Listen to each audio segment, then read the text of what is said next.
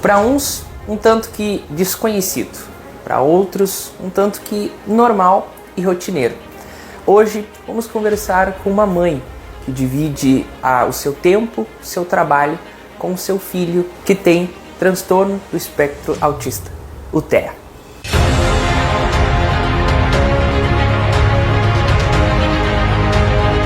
Bom, então estamos aqui com a Eduarda Pierezan para a gente conversar um pouco sobre a sua rotina, né? Ela que divide o seu tempo no trabalho e também o seu tempo com o seu filho que tem o transtorno do espectro autista, o TEA. Bom dia, tudo bem? E aí, como é que é a sua rotina? Como é que foi a descoberta do diagnóstico? Bom dia, Luan. Bom dia, ouvintes da rádio. Então, a descoberta, né, do diagnóstico do Bernardo foi quando ele tinha 2 anos e meio, mais ou menos, né? Hoje ele vai fazer 6 anos, aqui 2 dias. Então, ele desenvolveu até mais ou menos 2 anos dentro do esperado, né? Os marcos do desenvolvimento, como a gente fala. E a partir daí ele começou a apresentar atrasos, a fala principalmente, e a gente chamava, ele não respondia, não atendia, né? Tanto que a gente pensava que não está ouvindo, né? E ele já balbuciava palavrinhas, então ele zerou, como se ele nunca houvesse falado, né? Então a gente foi em 2 médicos, não tivemos o diagnóstico. Aí a terceira, a médica, ela nos deu o diagnóstico. Então um dia difícil, triste, a gente ficou com muito medo, né? Então, assim, a parte mais difícil foi de início dos primeiros dias da aceitação. Por que comigo? Por que o meu filho? Aí depois vem a parte do luto, que aí a gente questiona até a fé em Deus, né? Hoje eu tenho vergonha de falar sobre isso, mas é a realidade. Então, depois que passa esse período, daí começa a vir a aceitação. Aí tu começa a ver que não é só você, que eles têm grandes chances de ter a melhora, de ter evolução. Então tu se agarra naquela esperança e a partir daí tu busca os atendimentos, os recursos para o desenvolvimento dele. Aí começa as coisas a se alinharem, né? Mas não é fácil, hoje eu consigo falar bem sobre esse assunto, mas antes eu não conseguia. Eu acho que era um misto de vergonha, com medo, com falta de informação, né? Então hoje a gente consegue falar melhor e mais sobre isso. Como foi a partir daí, da descoberta, do diagnóstico, a rotina, né, em casa, a rotina de estudos, a divisão da sua rotina do trabalho com o Bernardo? Assim, a gente iniciou as terapias, né? A terapia de fono ele já fazia antes de termos o diagnóstico, ele segue fazendo até hoje.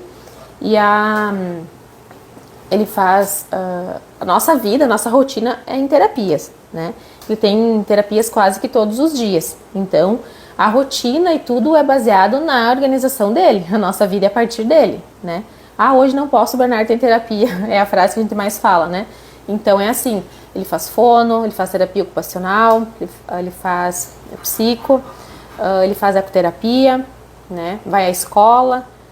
Então, de onde nós estamos agora, de onde estávamos, ele está muito bem. A parte social dele está muito evoluído. Nossa, comparado assim de como era a interação dele, assim tá fantástica, né? Agora a gente vai para uma outra parte, que é a parte da alfabetização, né? Ele vai para o primeiro ano, a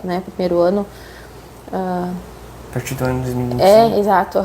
Então, a partir dali vai ser outro desafio, né? Porque eu sempre tive essa preocupação da questão da alfabetização. Ele vai conseguir... É um misto de medo e de esperança, né? Então, agora é uma outra fase, né? Porque ele vai nessa escolinha, na educação infantil, ele ia desde o berçário, desde os 6 meses, né? Então, todos esses 5 anos e meio ele esteve lá. Então, agora vamos para outra parte, outra escola. Bom, a gente comentou anteriormente sobre como foi a descoberta, como foi para você. Mas os medos, né? Sempre tem aquele medo de como vai ser lá fora, como vai ser no externo.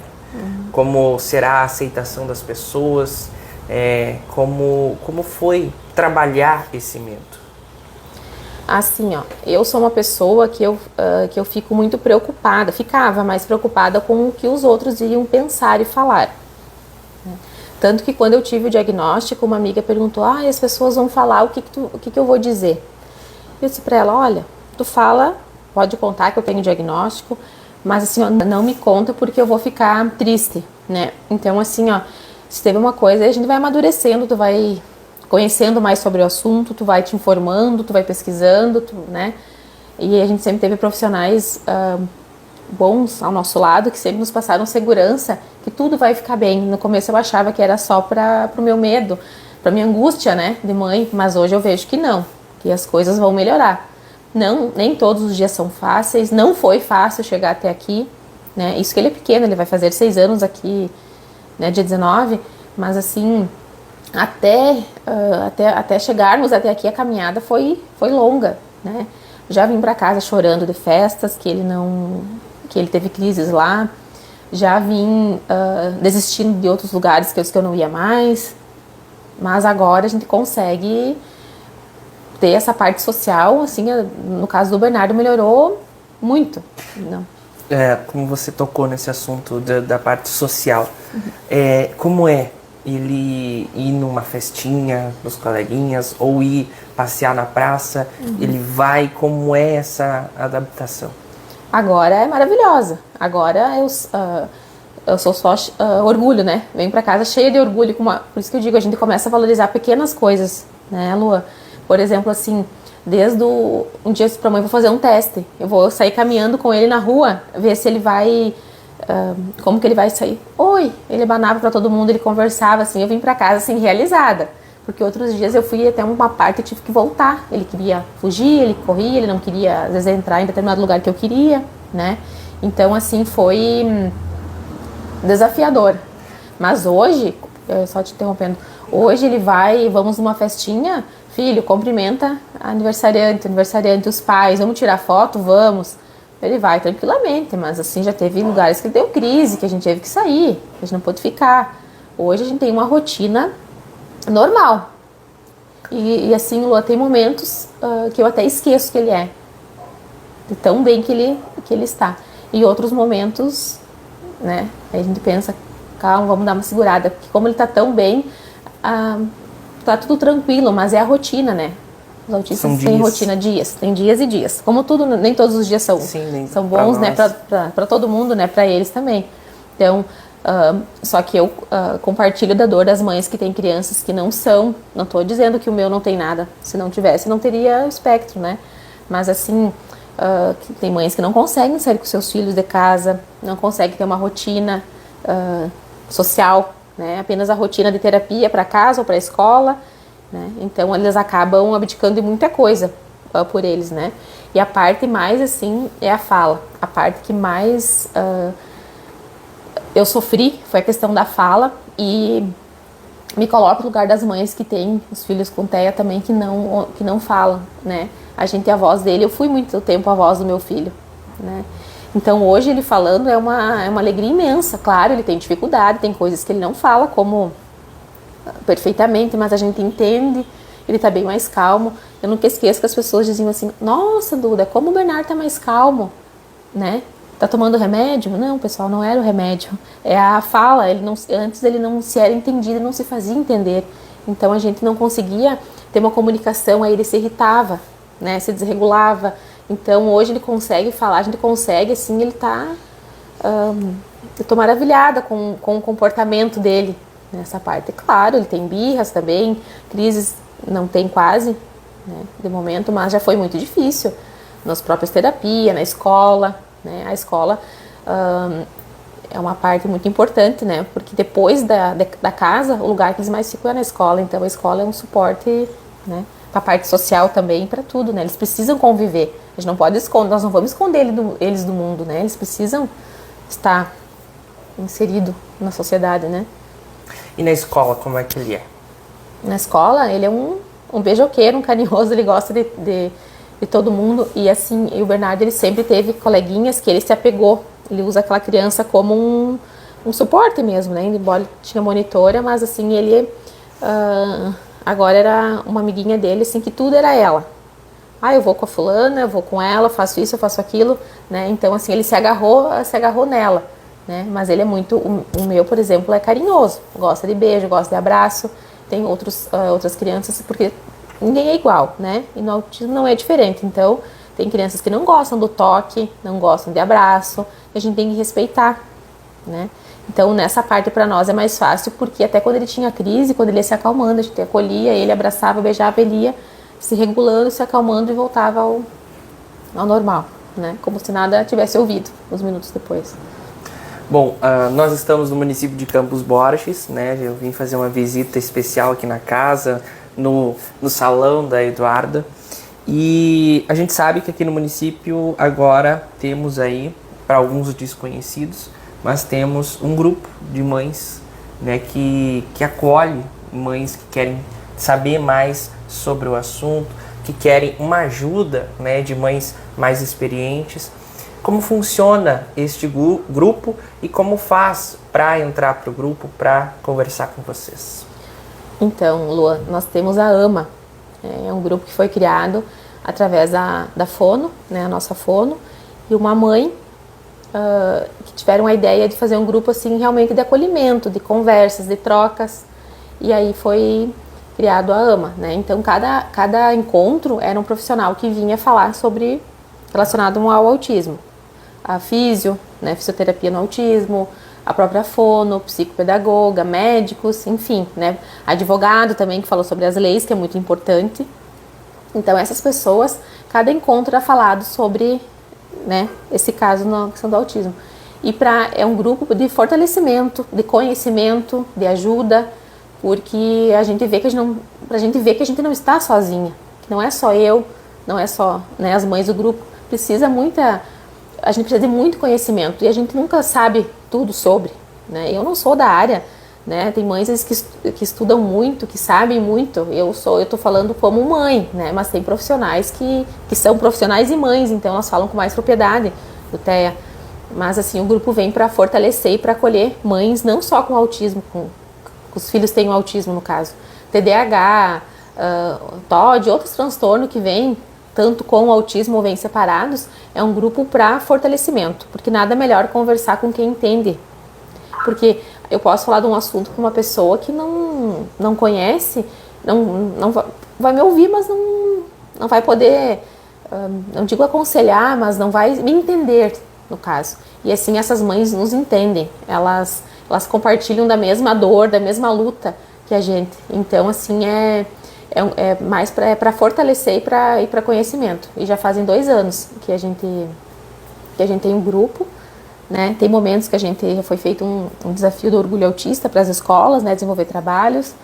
E então tem momentos que a gente, agora até final de ano acaba sendo mais corrido, né? Mas ano que vem a gente volta com tudo de novo para não deixar o grupo parar, né? De morrer. Então vem para somar. E para participar do grupo,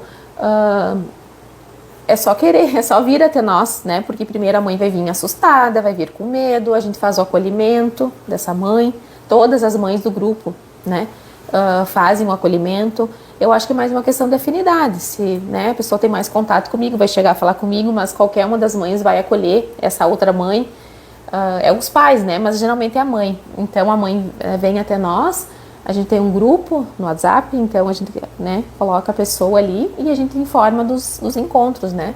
E a gente cria uma amizade com essas mães fora do grupo. Então a gente já fez outros encontros que as mães, porque antes da gente ser mãe da criança especial, a gente é mulher, então a gente precisa conviver, né? Após isso, então ficou uma amizade, a gente criou um laço de amizade com essas mães, né?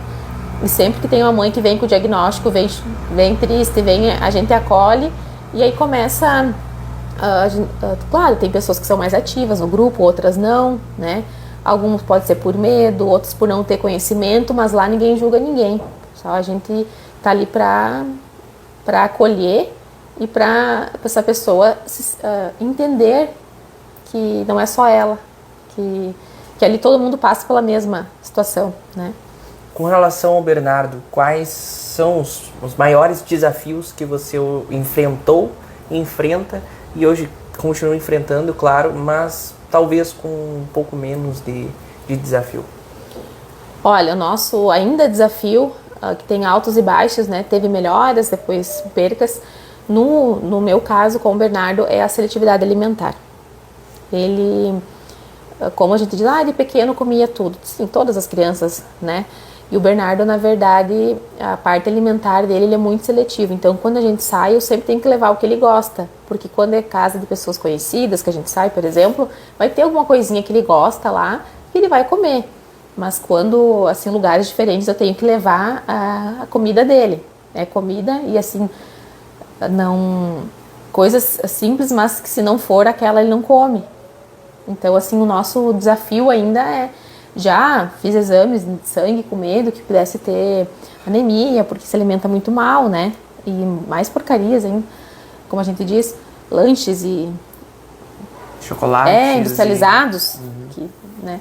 Mas, assim, essa ainda é um desafio. A gente tem momentos que daí quando ele aceita um alimento, ele come só aquilo. Aí depois ele troca, substitui por outra coisa. E assim a gente vai indo. Então nunca é... a mesma coisa. Não. Então, assim, tem dias que é uma guerra para fazer comer um pouquinho. Tem outros dias que vai tranquilo que ele pede. Aí tem outros dias que ele passa só a leite, a iogurte, né? Então é o nosso um dos maiores desafios que a gente tem. E foi um desafio a fala, quando porque ele zerou a vida, né? Como eu te falei no começo, ele tinha parado de falar. Então, assim, os nossos principais problemas e dificuldades eram a fala e a questão alimentar. Então, a da fala a gente já, né, tá melhorando, ele faz fono ainda, ele precisa fazer muito ainda, mas assim tá evoluindo. Agora a comida ainda é o nosso desafio. Vamos, e é um dia de cada vez, não dá para desistir. Sim. Bom, pra gente encerrar, quais os primeiros sinais que a mãe deve prestar atenção?